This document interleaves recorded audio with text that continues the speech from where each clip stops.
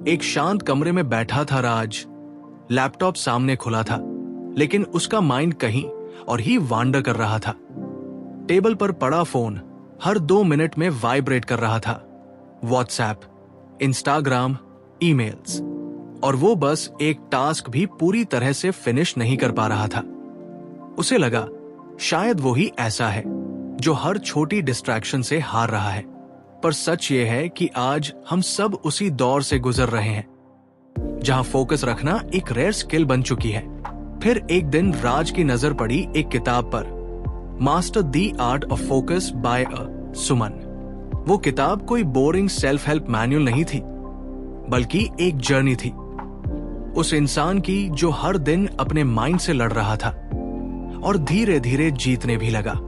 अगर आप भी चाहते हैं कि आपका माइंड शार्प हो, क्लियर हो और आप अपने गोल्स को पूरी एनर्जी से चेस कर सकें, तो ये किताब आपकी जिंदगी बदल सकती है। और हाँ, ऐसी ही रियल लाइफ इंस्पायर्ड बातें सुननी हो तो मेरा YouTube चैनल ईयर वर्ड्स जरूर चेकआउट करें। लाइक, शेयर, कमेंट और सब्सक्राइब करना मत भूलिए, क्योंकि अब वक्त है फोकस को सुपर पावर बनाने का। फोकस का पहला कदम अपने मन को समझना। एक सुबह की बात है, राज ने जैसे ही आंखें खोली, उसका हाथ सीधे मोबाइल की तरफ बढ़ा। नोटिफिकेशंस की बौछार थी। किसी दोस्त ने मेम भेजा था, किसी ग्रुप में हीटेड डिस्कशन चल रही थी, इंस्टाग्राम पर किसी ने नया रील डाला था।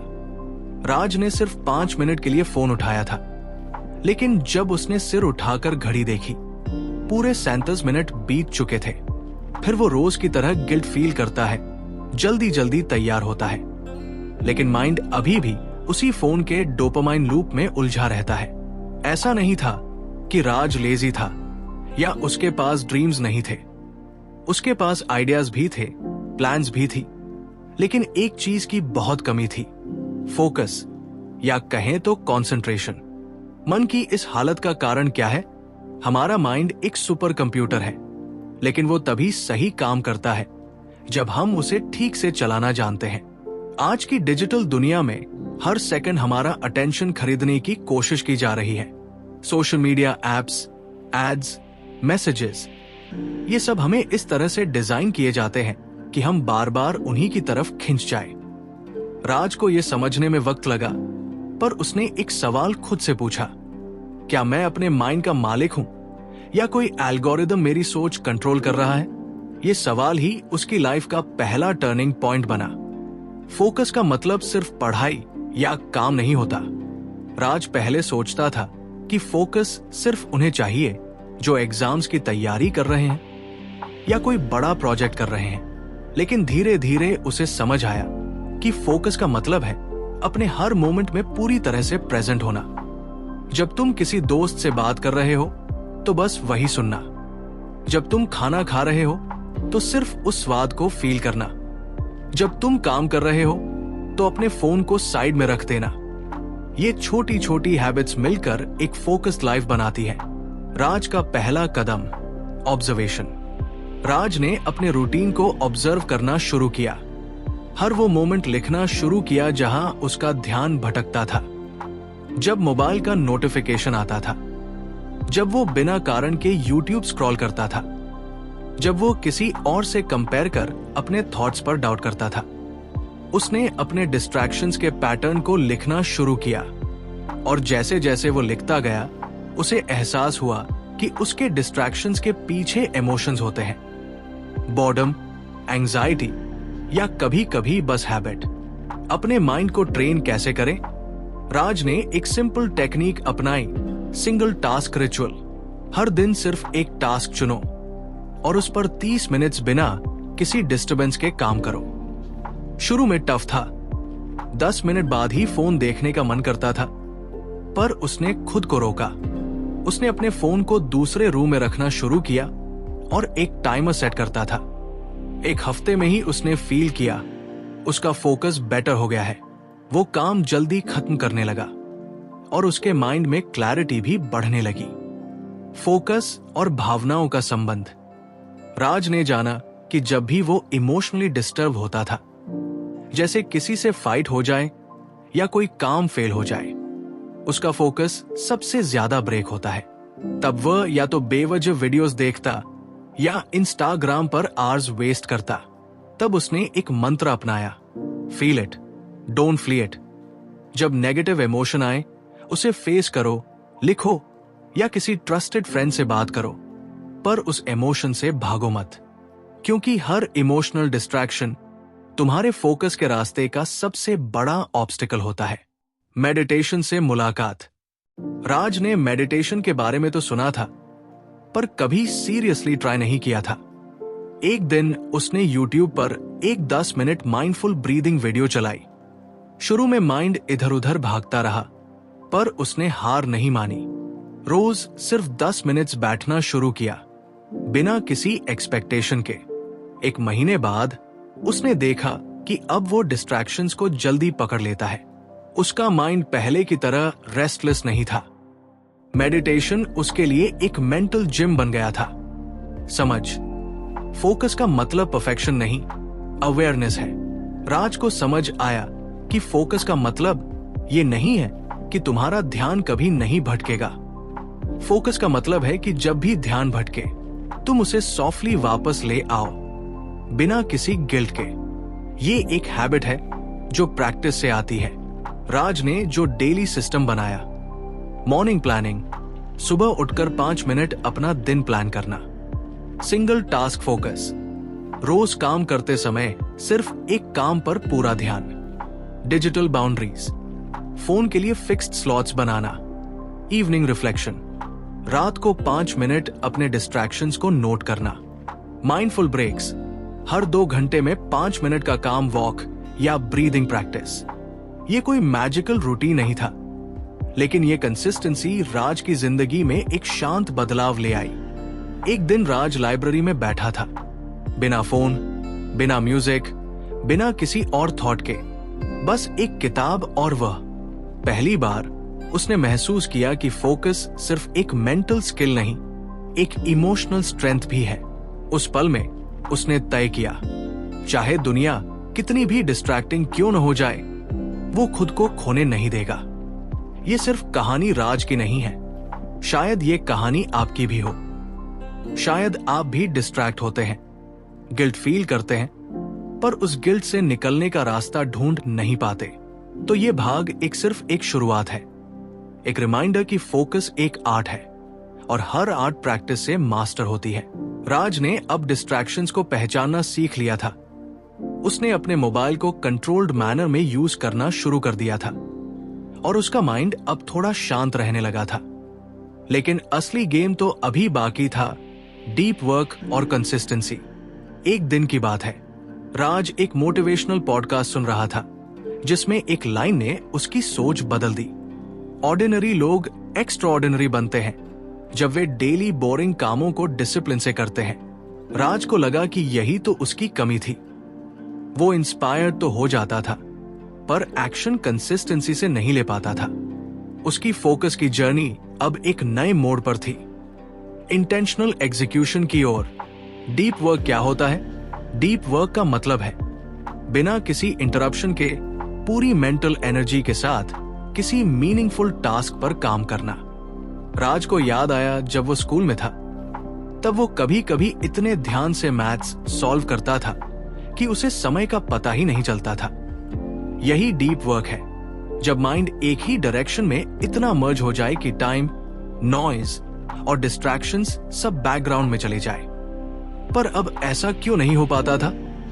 क्योंकि अब उसका माइंड फ्रैगमेंटेड हो चुका था।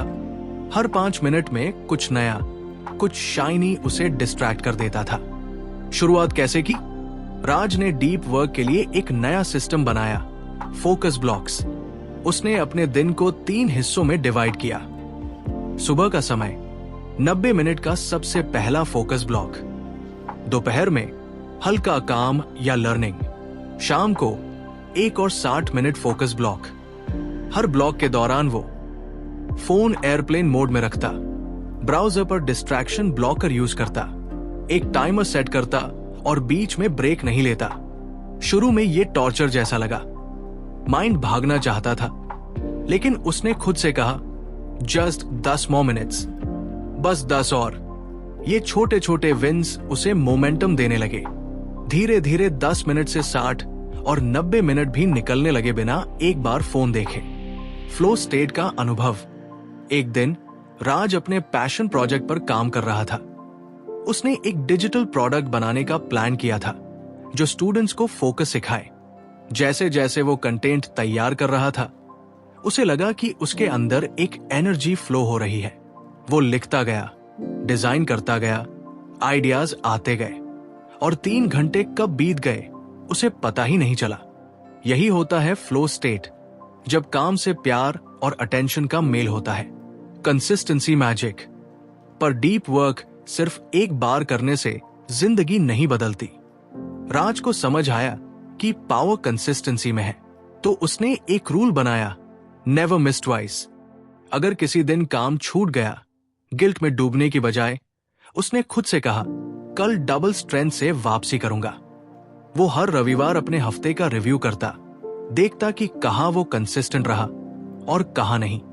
उसने प्रोग्रेस को सेलिब्रेट करना सीखा, चाहे वो छोटा इंप्रूवमेंट ही क्यों न हो। एक्सटर्नल वैलिडेशन से दूरी। राज पहले बहुत जल्दी इन्फ्लुएंस हो जाता था। किसी की सक्सेस देखता तो अपना प्लान चेंज कर देता। कभी कोडिंग, कभी पॉडकास्टिंग, कभी कंटेंट क्रिएशन, हर जगह हाथ डालने की कोशिश करता।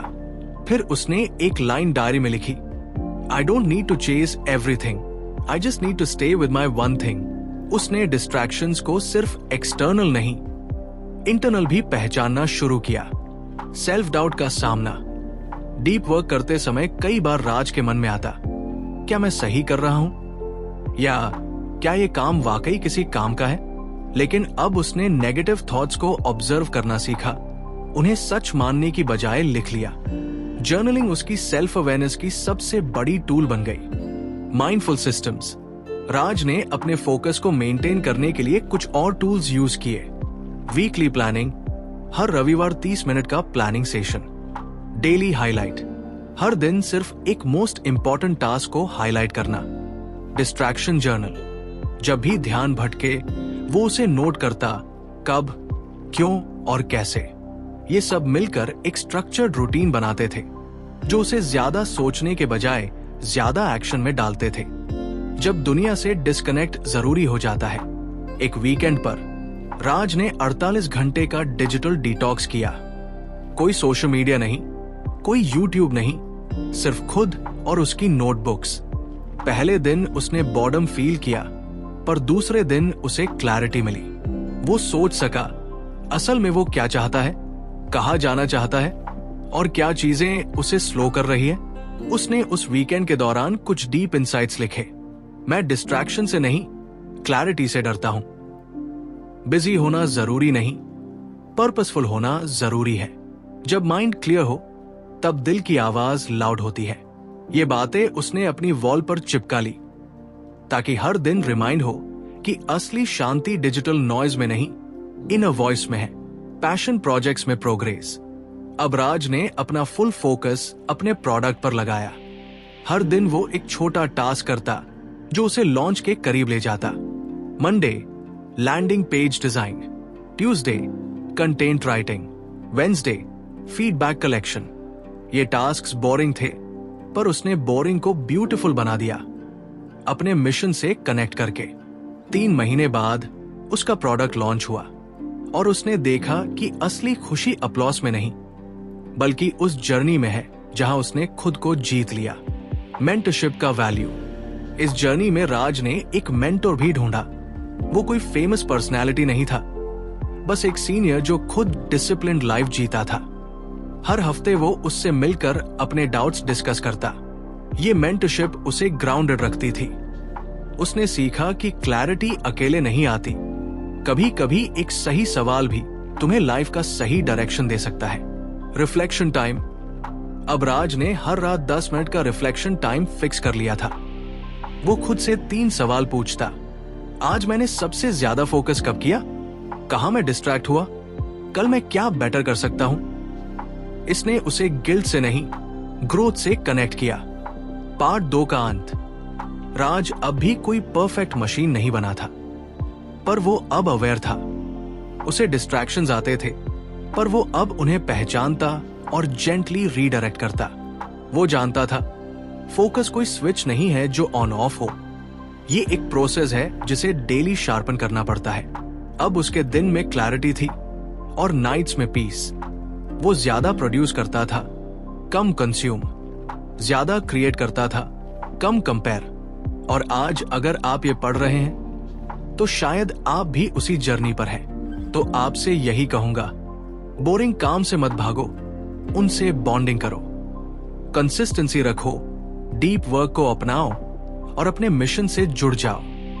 अगर ये कहानी आपको इंस्पिरेशन दे रही है तो YouTube per year words channel को जरूर विजिट करें, जहां हम हर हफ्ते ऐसी स्टोरीज और सिस्टम शेयर करते हैं जो आपके फोकस को नेक्स्ट लेवल तक ले जाएंगे।